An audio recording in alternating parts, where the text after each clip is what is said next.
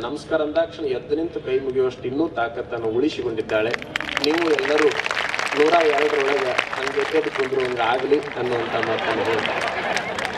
ಮಹಾಸನ್ನಿಧಾನದ ಮಹಾಸ್ವಾಮಿಗಳವರ ಆಶೀರ್ವಾದ ಸದಾಕಾಲ ಈ ಸಮಾರಂಭಕ್ಕೆ ಇರಲಿ ಅಂತ ಹೇಳಿ ತಮಗೆಲ್ಲ ಶುಭ ಕೋರಿ ನನ್ನ ಮಾತು. ಸಮಾರಂಭದ ಅಧ್ಯಕ್ಷರಾಗಿರ್ತಕ್ಕಂಥ ಮಣಿಪುರ ಬಸವಲಿಂಗ ಮಹಾಸ್ವಾಮಿಗಳವರು ಈ ಸಮಾರಂಭದ ಅಧ್ಯಕ್ಷ ನುಡಿಯನ್ನು ನೀಡಬೇಕಾಗಿರೋದು ಕೇಳ್ಕೊತಾ ಇದ್ದೀನಿ. ತಾವೆಲ್ಲರೂ ಸಮಯ ಭಾಳ ಆಗೈತಿ ಅಂತ ತಿಳ್ಕೊಂಡು ಕೆಲವು ಜನ ಹೇಳ್ತಕ್ಕಂಥವ್ರಾಗಿರಿ. ಇವತ್ತು ಒಂದು ದಿವಸ, ನಾಳಿಂದ ಪೂಜ್ಯರು ಜೀವನ ದರ್ಶನ ಅನ್ನತಕ್ಕಂಥ ಪ್ರವಚನವನ್ನು ಸಮಯಕ್ಕೆ ಭಾಳಷ್ಟು ಮಹತ್ವ ಕೊಡ್ತಕ್ಕಂಥವರಾಗಿದ್ದಾರೆ. ಸಮಯ ಅಂದರೆ ಸಮಯ, ಆ ಸಮಯಕ್ಕೆ ಸರಿಯಾಗಿ 6ರಿಂದ 7 ಗಂಟೆ.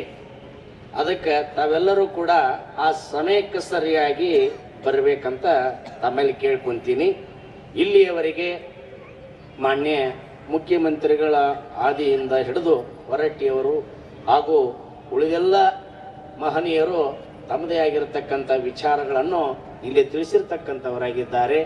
ಮತ್ತು ನಾಳಿಂದ ಪ್ರವಚನ ಮಾಡತಕ್ಕಂಥವರು ಕೂಡ ಆ ವಿಚಾರದ ಬಗ್ಗೆ ತಿಳಿಸಿದ್ದಾರೆ.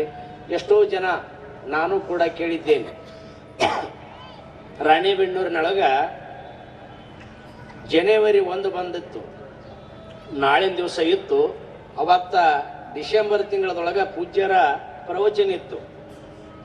ಆ ಜನವರಿ 1ಕ್ಕೆ ಎಷ್ಟೋ ಗದ್ದಲ, ಎಷ್ಟೋ ಮಜಾ, ಎಷ್ಟೋ ಆಗತಕ್ಕಂಥ ಅನಾಹುತಗಳನ್ನು ವರ್ಷ ಅಲ್ಲಿ ಆಗತಕ್ಕಂಥದ್ದನ್ನು ಅಲ್ಲಿರ್ತಕ್ಕಂಥ ಅಧಿಕಾರಿಗಳು ಹೇಳ್ತಿದ್ರು.